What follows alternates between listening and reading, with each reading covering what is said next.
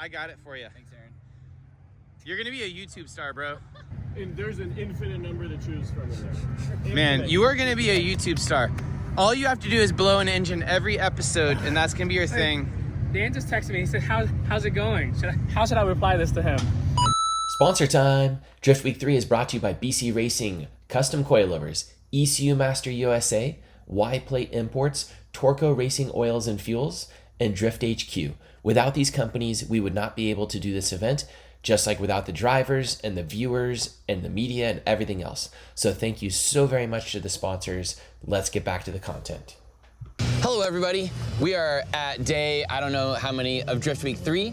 And why are we sitting on top of a tractor?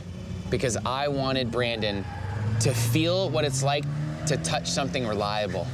I wanted him to know the feeling of if we turned a key, it would start on.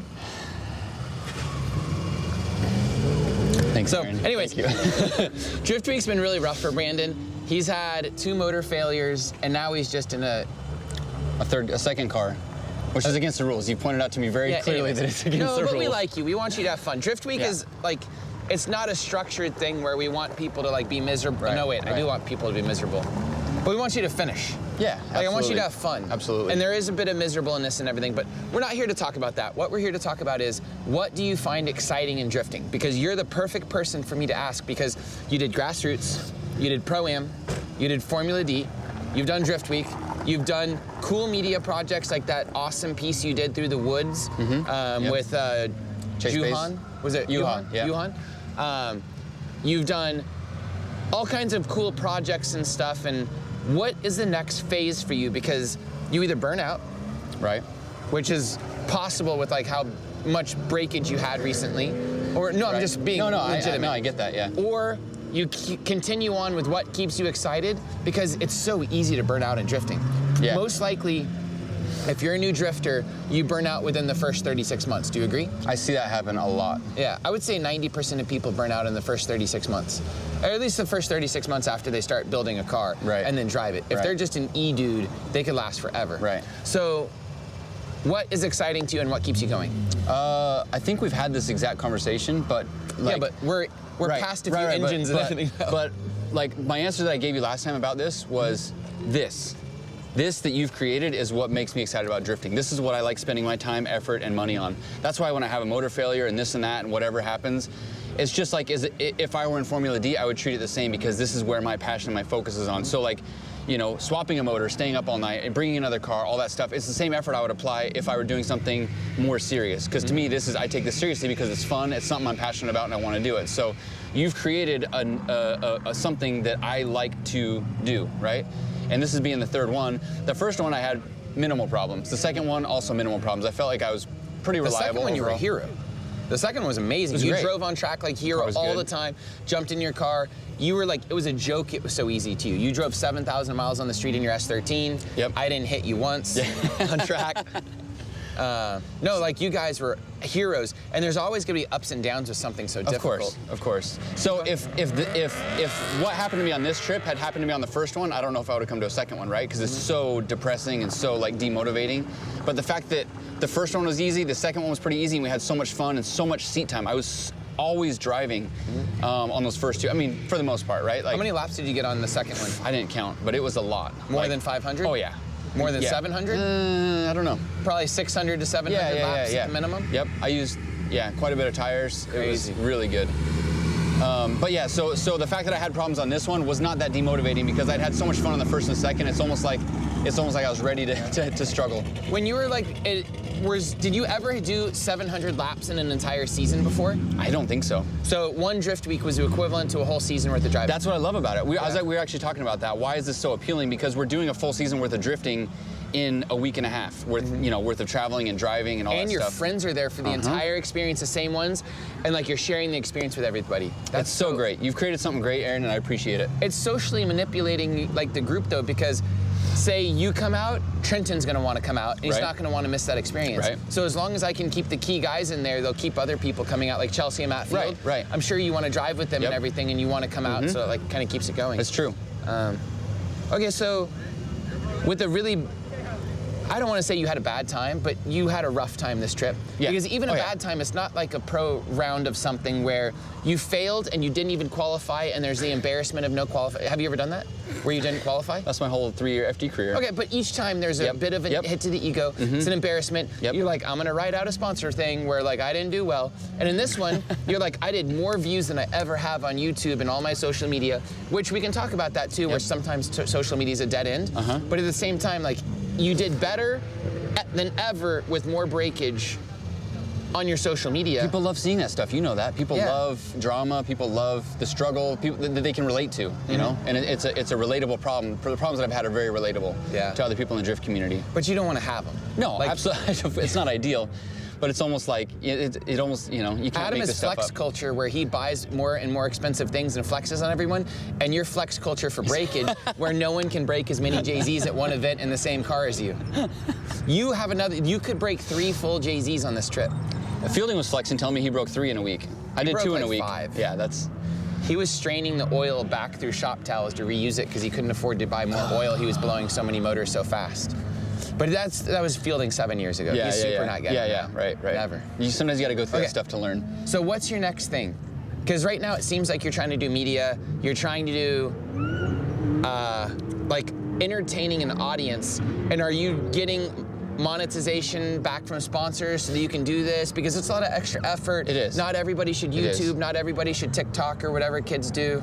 I'm very bad at selling myself to sponsors. The guy I brought on this trip with me, Damien, he's been doing very good at helping me like understand social media better and like selling to sponsors and things like that. So that's something we are trying to do. And so well, before we left on this trip, I said, for Drift Week 1, Drift Week 2, I drove a lot. I got a ton of laps, I had a ton of fun, I got some good content, but my focus on this trip was to make sure that my media was 100% solid. And I haven't been on the track as much because I've been doing so much, focusing so much effort on getting YouTube videos out and being consistent. It makes drifting a little less fun sometimes. A little bit. So like at my scale, I get probably 10 to 20,000 views per typical video, and I get enough feedback where people are asking me to sign stuff, and like, you know, I'm at the point now where we get feedback monetarily and through like love. To do enough of like injection in my ego to keep stuff going. Can you get to that point? Because I did it for 6 years and didn't do that, or actually more than that, because Sai and I made videos on Vimeo and all these other platforms. I've always just done it for fun because I enjoy video, but you don't enjoy video. Or you didn't? I'm getting into it. I'm getting into it. It's hard. It's a lot of work. I'm doing all the editing.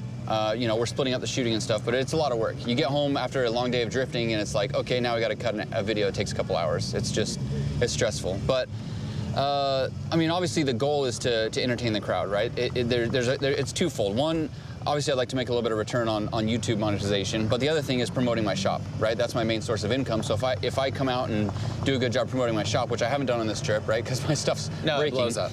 But I've shown that we're capable of pushing past that, right? There's that other side of it. But you're capable of putting that second motor in so you can blow it up again. No, he does really nice work, just not on his own stuff. Yeah. All mechanics have like junky... It's the mechanic thing, right? You drive up in your car and they're like, is this a good mechanic? Yeah. What was the other thing we were talking about?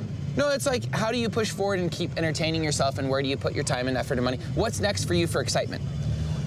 So this year I'm doing all the clutch kickers rounds, except for the one that's going on this weekend because I'm here.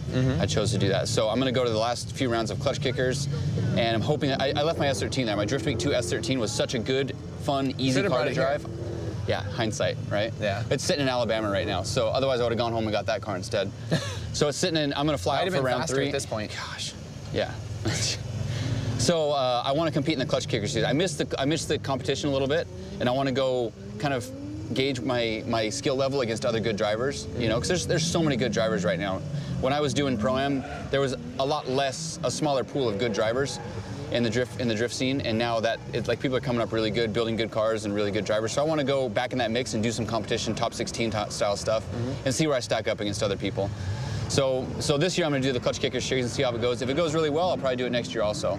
But I also want to keep coming back to Drift Week. As long as you keep doing it, I'd love to be here. Why did you get out of competition drifting if you loved it so much? If it's getting you excited to get back in it, why did you stop originally? I won't say I love it, but it's something that kind of draws me in. I think it does a lot of people. A lot of people get into drifting and they look, where am I going to go? Oh, Formula D. That's where the first place they look. And what is that? I think there's human nature in like wanting to compare yourself to other people, right? I've done that and I'm kind of over it, and so now I'm like in other, onto other things. But then I look at it, I'm like, there's still a draw that wants to pull me that way. Why don't you go back to Formula D instead of clutch kickers? Formula D takes, especially at this level now, like 5, 6 years ago when I was doing it, it was easier to be a guy like me getting into Formula D. Now it's almost like, it's harder to do that because it takes a lot of money, it takes a lot more time than it used to. Yeah, but like Pro 2, you get to drive with all the best drivers True. on more interesting tracks. True. And all over the place, and there's probably more of a potential for sponsorship and all that stuff. If you're already doing it, why not just do that? Look at this, he's answering his phone. Ben Hobson's calling me to rent my car at Clutch Kickers because his car broke. Oh, go for it, take it. Si, you're probably gonna need to edit this out, remember. Hey, Ben. Hey, I'm doing an interview with Aaron for Drift Week right now, so let me call you back. Just make when it we're real done. fast. Oh, do you are you interested in renting the car? You should leave this in. It's up in Dothan. I don't know. He said how much? In an Alabama accent. My car was it was smoking a little bit, so I don't know if it's majorly wrong, if it's just the turbo starting to go out. I was gonna come fix it before the next round. I won't say it's broken, but it's not 100%. Okay. Yeah, no problem. If you got a solution, that's probably better. All right, man, good luck. To the money part yet. You can call this. I'll see you at round 3. Okay, good luck, man. Okay, bye. You didn't sell that hard enough, man. You're like championship winning car from a Formula D driver. Everything. Yeah. I should have got him on the hook so when he blew it up, you could charge him for it. Whew. Yeah. Because it's going to. Yeah, it is. Okay, keep going. The point was about doing like Formula D or something like that. Yeah. Because like, why not? If you want the competition, right. You're good enough to drive in Formula D, and you can good enough at pro spec and stuff. And realistically, you look at some of those cars, and are they really that much better than your car? You could just put 2 Civic radiators back in the back of your car. Yeah. And turn up the boost. You can put pistons and rods in your car. Pistons and rods and tiny bit of nitrous or something. Like, the cars don't have to be that crazy. It is. It's there. Like, it's got a fresh motor in it with 11 because you have pistons. a ton of experience. Yeah. Oh yeah. So there's not I guess my last. You're like, I don't want to compete that much. My last season of Formula D, like, it left a bad taste in my mouth. There's a lot of different reasons that I don't want to get into, but don't like, get into it. It's just like it's hard for me to look at that and want to go back. Would leave a bad taste in your mouth. There's more than that. I'm joking. I didn't run a Formula D. I didn't qualify. That was back when it was top 16. It was real hard to get in. It's not just that. When you feel like you're not wanted there by the people that are there, it's very hard to want to go back. Well, they're running a professional thing, and you're not a professional. I understand that. I'm not a professional either, by the way. But like, neither of us are. It's more than that. You see other people be treating a certain way, people on your same peer level. Don't get into it. Yeah, Don't get into it. Okay. It's hard to want to go back. I understand. For that reason. So I was just gonna say they're trying to, in the Devil's Advocate, which I play all the time, they're trying to run a world-class competition series and be like F1, and you want to be like circle track dudes. But let me tell you, because I advocate this more than anyone. I talk to people that want to go to Pro 2. I tell them, Formula D doesn't owe you anything. They don't owe you anything. They're running a business. They're trying to make money. You don't make the money. They don't care about you. I understand that more than anybody. I'm not the guy that's saying that they owe me anything. But like, You know who your new Formula D is? Huh? YouTube. You didn't click that monetization button. They don't owe you anything. He forgot to click the monetization button all week. Well, to be fair, it didn't show up in front of me. Say, okay, do this. It's in. Okay. I'm new. So, anyways, so Clutch Kickers pays out. That's the big draw, right? That's why people are driving from all across the country to go to this little track in northern Florida. No, that's super because exciting. they pay out, right? And that's the draw. Formula D doesn't pay out from him yet? very much. Nope. I did not do well at the last one. Okay. Made mistakes, but. The cool thing about Formula D, when people complain that they don't pay out, they don't need to, because it's your responsibility to go get sponsors and do all that stuff and make your money because they are a platform. That's what's different between that stuff. Formula D is not about a cash prize purse or anything like that. You should be winning from selling sponsors and then being a platform from which you to promote the sponsors, blah, blah, blah, blah. Yep. Okay, so anyways, because people will always complain about that. Oh, yeah, Formula absolutely. D doesn't give out that. You're like, yeah, that's not their job. If they gave out $100,000 in sponsorship, in prize money, that pales in, that's 1/10 the budget of the RTRT probably, maybe smaller. So RTR won every single round, that would be less than the sponsorship money, and you can't win every single round. It's not really possible. If you guys are planning on going to Formula D, understand this. They don't owe you anything. Just because you get licensed and you go to Formula D, they don't owe you anything. Yeah. Did you really think they owed you something when you showed up? When I showed up, I did not understand that. I had no idea. You're like, guys, I'm here. Exactly. What's up? That's what I thought. Give I me really love. did. I really did. Nobody told me otherwise. Nobody told me otherwise. And it was a very hard lesson to learn. Bitter boy story. It is. Okay, anyways, I'm not back bitter to about enjoy. that. I'm not bitter about You that. sound bitter. It was hard to learn. I learned it now. I found out real fast when I did it. Why didn't you tell me? You did it before me. You're supposed to tell me. everyone. I'm a licensing body. Okay. I'm like, I very clearly tell people you're going professional race. Anyways, we don't have to explain. Yeah, no, I got it. It is what it is. Like, they're a professional thing, and we are not. Yep. We don't belong there. We belong to doing stupid stuff. I learned that for myself because I am not competitive and all that stuff, and I shouldn't be gumming up the ranks kind of thing. Anyways, and we know very competitive people like Chelsea and Matt who are here today. They're way different than us. They're killing it all the time. They're on point. They have little media faces on, doing things like everything's a joke to us. Is that true? Yeah, we're good. So anyways, so for excitement, you're doing clutch kickers, you're doing drift week, anything else exciting? Not really, just bash events, fun stuff, local, trying to build a local scene that we got. For YouTube, that seems to be where you're putting almost more effort. If I would say why you kind of have had so much trouble this weekend, is you are learning a whole new skill, which is YouTubing now. You didn't do it super well before, you're doing it way better now. Thank you. And you're putting more effort into it, and you're driving, like you're putting together the car stuff and everything is starting to go to the wayside a little bit because you're not even at the track. You're editing in the morning till noon or 1 p.m. So you're not here to make the car run. Is that accurate? Yeah, Okay. absolutely. So you find YouTube more exciting right now because it's a new prospect and you see the success of Adam and everybody and you're trying to get on that, or what is it? I enjoy showing what we do because I think it's fun. I like watching, when I'm at work, I watch other people's YouTube videos. I like watching what people do, and I think people like to watch that, you know, especially when we're struggling. It's something people like to see. When everything goes smooth and everything is great, nobody wants to see that stuff, right? So when we have all these failures, I won't say it's scripted, but I mean, you're definitely not blowing engines to make content. No, not at all. I'm not like, at all. But you can't see because the sunglasses, but I'm like side-eyeing. It was the second day. That's the dumbest thing I've ever We started heard. having major problems on the second day, and I said, this is something that we need to document a lot. you know? And it just got worse and worse. So what are you going to do with your YouTube channel? Are you going to just do random vloggy stuff? Because I find it very difficult to be entertaining like that. So I do. When you do it all the time? That's annoying. Yeah. Well, I was gonna say, I'm not really a vlogger. I'll vlog Ebisu trips or certain things, but the vlogging is very difficult for me to edit and all that stuff. I do a lot of interviews because I'm around interesting people like you all the time. I'm very different because I'm an event host, and I'm very bad at working on cars, so I'm not vlogging the working on cars too much. I do sometimes, and it's kind of funny. People are like, I wanna see Aaron be dumb on cars and be bad at it. So what are you gonna do about your YouTube channel? How are you going to continue vlogging? Are you going to make other type of content? Because I think it'd be very interesting to see you do how-to videos or something like that. Yeah. The how-to videos, they can do well over time. The vlog stuff is just like, boom, it hits and then it dies off, and very rarely does it get a bunch of views later on. But over time, the other stuff will keep climbing. You get more views. Like Chris Fix-It type stuff. You could be showing, like, you could have, 20 videos on how to do stuff on Jay-Z's. My best videos. Like how to use RTV when a seal fails for a cam seal. How to put rod bearings in when you're covered in dirt in a parking lot. Yeah. That's Seth's video. Yeah.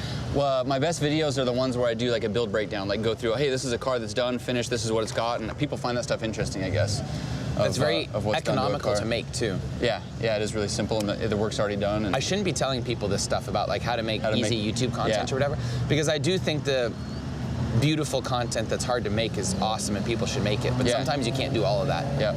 Keep going. How are you going to do your YouTube channel? I don't know. This is good. Like, I'm getting ideas from you. Keep talking. I think you should do how-to. I would be interested in like watching you break apart a Jay-Z engine and talk about things and like, this is what fails, this doesn't. I fail all my engines because I did this or that. I really did stress out a VVTi IS300 motor and it just like instantly blew up. I wouldn't use those. The GS300 ones are very good. Why aren't you just putting like pistons in those and stuff? Because all the piston, like the ringlets are old. I think that's what failed on this one. Yeah. I'm going to tear this motor down when I get home, and I want to see what's wrong with it. Maybe I'll film that part and do like a extension of Drift Week. If you're going to tell us about all the things you broke and maybe explain why they broke and how to like avoid that for all the rest of us. Maybe also the days of Jay-Z's are over. Maybe. What do you think's coming up? No, I mean they're too expensive and they're old. Right. We've talked about this. What's the next drift cars?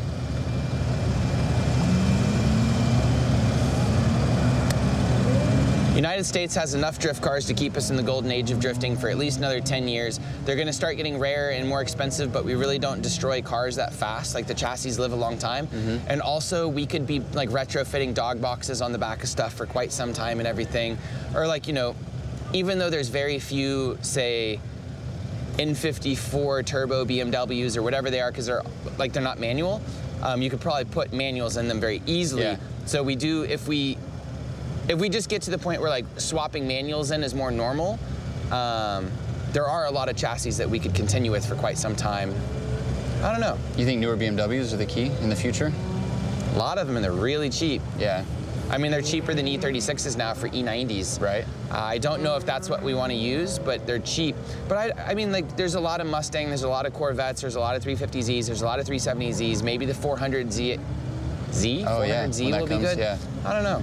I also have been thinking a lot about circle track cars being converted over. And like, we're just not gonna, I don't think we're gonna run out of cars here. Yeah. We have a lot of cars. Yeah. The problem is getting a manual transmission in them and getting the cars we want. Because like, say your JZX90 that you have, you just blew up 2 JZs.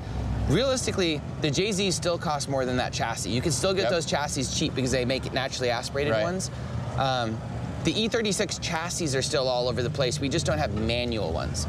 So we could be manual swapping E36s for quite some time. And we could also just be putting, there's so many LSs and stuff that make aftermarket LSs. We're not gonna run out of those. We could put dog boxes and stuff. We're at the point now that a JZ costs more than an LS3. Like a JZ R154 combo probably costs more than a LS1 or a truck motor or whatever with a dog box on the back. That's like a used dog box. Yeah. So we're not through engines and chassis in the United States.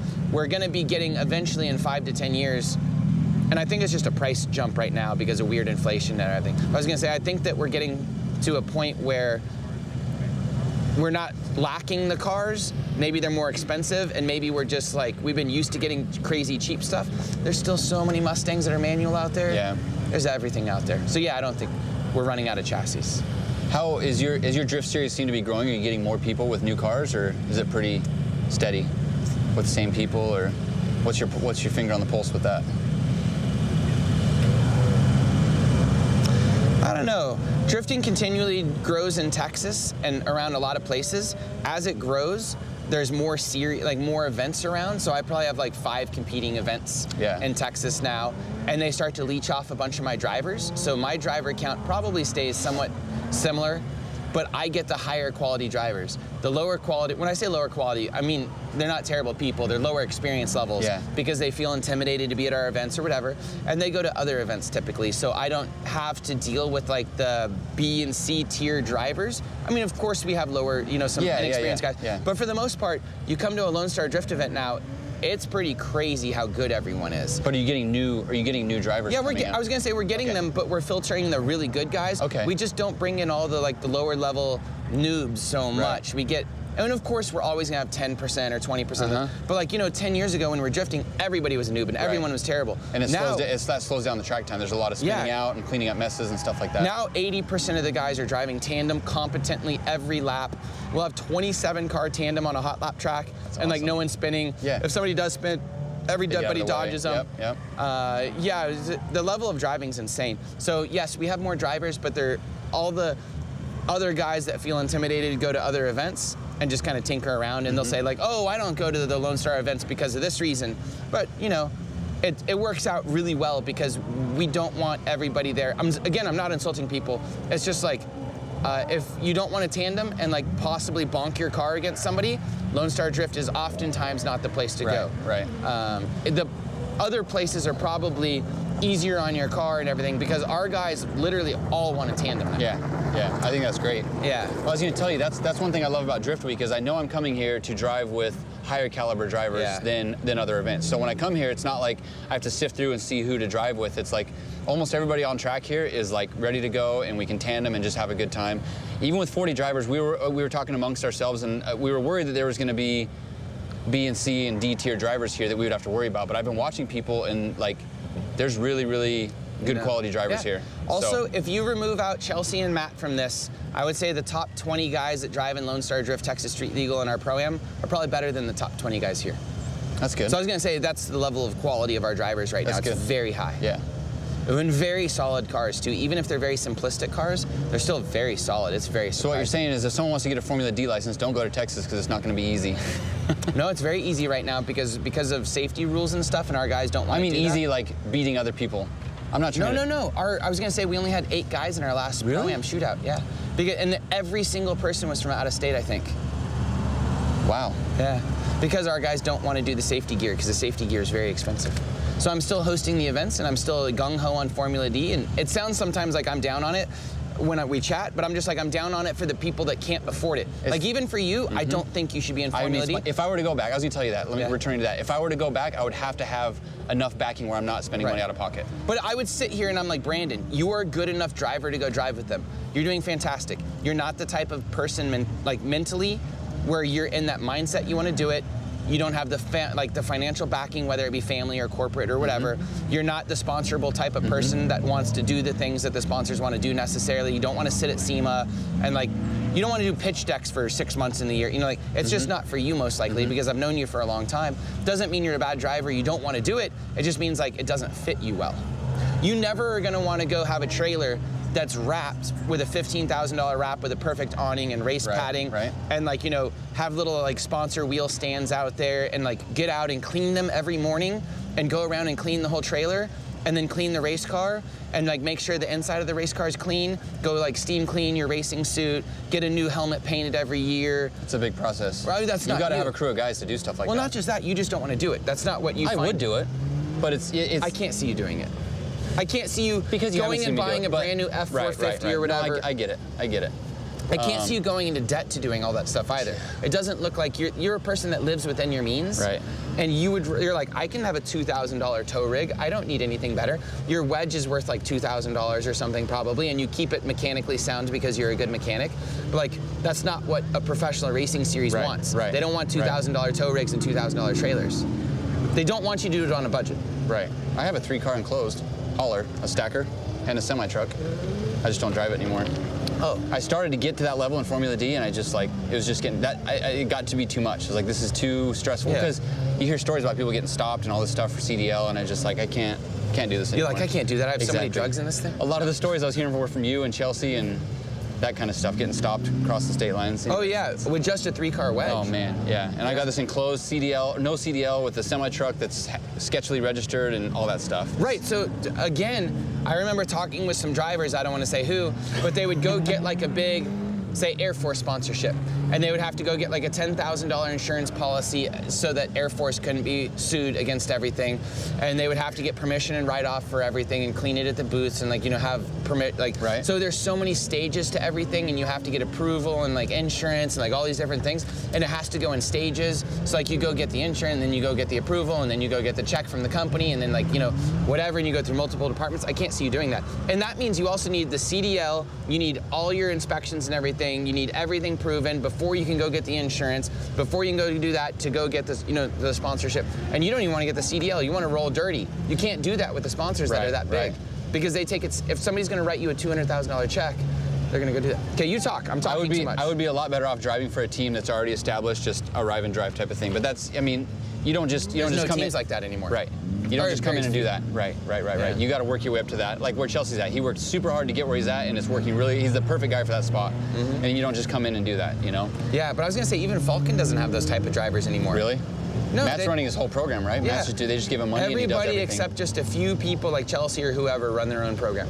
And the people that don't run their own program pay for somebody else to run the program. Right. It's not like Falcon days where they paid you as a driver to come drive on their team. That's not a thing anymore so much. Yeah. I'm sure it is for a few people, but not everybody. Right. That was a thing for a short period of time, I think. The other thing I wanted to say about Formula D is being successful in Formula D is not just driver skill. That's one thing that I thought, oh, okay, I got driver skill to get a license. You show up, your skill talks for itself and things work out. That's not how that works. No, it's driver about, skill is a small percentage of what it takes to be there. It's corporations marketing. You got to be able to market yourself. You got to have a good team. You got to have a good car. You got to have good mechanics. You got to have everything behind it to make sure things work. Yeah, roll it's called forward. a race team. Yeah. That's why it's a team. Yep. There's no Brandon and I team. still feel like people don't understand that part Yeah. of going there. You know, they have their sights set on something, You're fighting and corporations. they're man. unrealistic. Yeah, absolutely. Okay. So very quickly, let's finish this up. Okay. What does Brandon have for excitement in 2021 and 2022 and 2023? What's gonna make you excited? For myself, I've always been a driver, and like the events brought me joy and stuff, but like right now with Drift Week, it's something unique and I'm building it, and that's actually doing a lot of the joy and like watching people drive, and I'm driving a bunch of other people's cars, and I'm part of everything, and like it's surreal and it's huge, and I'm getting a lot of excitement even without bringing my own car at the moment. Okay. There's so much new stuff going on right now, and drifting was so static for a long time. Doesn't drifting feel really like unique and new right now for the last 12 months? Yeah, it does. It's weird. We're in like another formative time, or at least in our little like microcosm. Right. So what is your thing that's gonna be like changing, and like you're running a shop? Is the shop doing stuff that's crazy? You're building, and is that the excitement? We get a lot of new guys in Utah that want to start drifting and get drift cars and stuff. So like seeing the new guys coming in and like kind of, you know, guiding them along the path is fulfilling for someone like me. Personally, doing clutch kickers, I'm excited about it. It's like this renewed passion of competitive driving, like we talked about. You know, I can't explain it, but it's something that lit a fire in me, and I really want to do well at the clutch kicker series. So that's one thing for me. And then aside from that, I really just look forward to Drift Week. I kind of save my pennies to do Drift Week, you know, twice, 3 times, 5 times a year, whatever we end up What are you doing. gonna drive for Drift Week for? I don't know yet, but it is going to be reliable. Maybe soon. Like, I've learned a huge lesson here, and it has to be something super reliable. I can't go through this again. I ask about the excitement factor, by the way, because it's my responsibility to make Drift Week 4 really exciting. We were talking about how to do that. Matt and some people were pitching me on the idea of like, I don't know about pitching, the idea is the right word, but we were all chatting about it, and they're like, bring Drift Week to SEMA.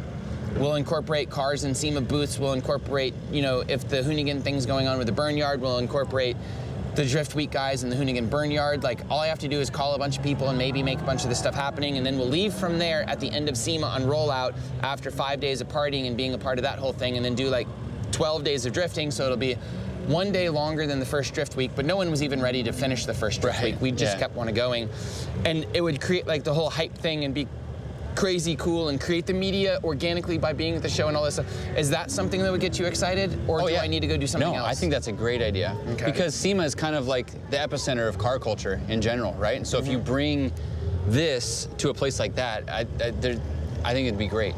There's so many opportunities for, like you said, so sponsorship, soon. and it is. So It always is, though, and it works out. If that got you excited and I made you excited because of that, what would you do? Would you build a whole new car? Would you just clean up a car? If we were like, who's your wheel sponsor? Mine's NK Wheels, so don't buy his wheel sponsor. Do you have a wheel sponsor? Yeah, Kansai wheels. Kansai? So does Kansai have a booth there? I think they do. Yep. So you could potentially be like, I'm gonna have a booth car. I am already gonna be at Drift Week for this stuff. And instead of you going and doing the Burnyard thing, you put your car in the booth, which means you have to have something really clean and clean it up and stuff. Put it in the booth, and then like on the last day, we all roll out and just roll out from SEMA to the first thing. Everyone looking good. Nice Yeah, like cars. the whole thing would be nuts. Maybe we go straight to one of like the Vor type places there or something and sell some. I don't know what we would do. But we would all roll out there. You would have the opportunity, if your car is in the booth at SEMA, to get immediate exposure and satisfy all your sponsors before we even roll out on track, so it doesn't matter if you burn through 10 JZs. Yeah. So what would you build? What would be exciting for you? And you have to build it in 6 months. I haven't thought about this. I'm not even done with this trip yet. I might try and bring the 90 again. It was not good. Let me tell you my story. Was quickly. not good. I spent all my time painting, polishing wheels, getting everything ready, and I spent the least amount of time on the ECU. I used an old AEM. I used You like, gotta use an ECU Master. I know, I do. And I was like 10 minutes Sponsored from by ECU Master. I sell ECU Master. Like, I'm a huge ECU Master advocate. Throw me the hat. Woo! Sponsored by Yes. ECU. 100%. Do you run with him? Yeah. Oh, I was trolling you. I thought you were No, an AEM 100%. guy. No, I'm an ECU Master guy. I used an old AEM because it was already in the car. I'm Yeah. 100% ECU Master through and through. Oh, okay. In fact, Zach came It's up your to me and was fault like, to blow these things. hey, I sponsored you this and this. Why didn't you use it? And I was like, oh, man. And then my car blew up because of AEM, I think it was. Did you learn your lesson? Wait. Yes. I have like 10 of these hats and I'm not wearing one. There you go. Thank you. This is a little late in the episode. 2JZ let me down this time. I'm gonna go. But like, if I focus on getting the engine right on that car, it'd be a good. Tell me, the car looked good. I brought it. It looked really good. It just didn't. You know, the perform. best part is What? you couldn't wreck it because it wasn't reliable enough. I'm actually really happy about that. I know. It was a big concern of mine. I was, what did I do? I loaned, the R33 with the Alexi and stuff. We built this R32 for the event and everything, and it broke, and I was like, people are like, are you mad? I'm like, car didn't get wrecked. I'm Can't fine. crash it, yeah. Like, can't crash it. If it doesn't did its run, you job. can't break it. It looks good in the pits. Yep. It's a head gasket. A head gasket's a lot cheaper than wrecking an R32. Yep. I was like, woo. I also have 2 100s, so that's also in the pipeline, but those take longer to build. I want to do them right. So. Also, you could just like refine yours a little bit, get it ready for a booth, and that would be really cool. Yeah. I like having a really good looking car, and so that's why I'm disappointed to have brought this IS300 that does not look great. Another thing, by the way, is for Drift Week 4, I really want guys like yourself and Fielding and everybody to have an easy sponsorship path where it doesn't take much. If you just contact somebody that you're already working with and you're like, hey, I just want to be in your booth, just do some traveling budget or something like that, and you hit up a couple other sponsors. If you're in a SEMA booth, that would be very easy, I think, to bring in, I don't know, 20 grand or something, whatever. And then you'd have enough money to build the car, make it look great, and also do all of Drift Week on sponsors' dimes without having to worry about just doing it on YouTube or whatever, because the natural crowd that walks around there would do that. So by me doing Drift Week 4 there, it creates the experience for the excitement for you to want to be there, but also the monetization path for you to You're building us something that we can sell to sponsors. Yeah.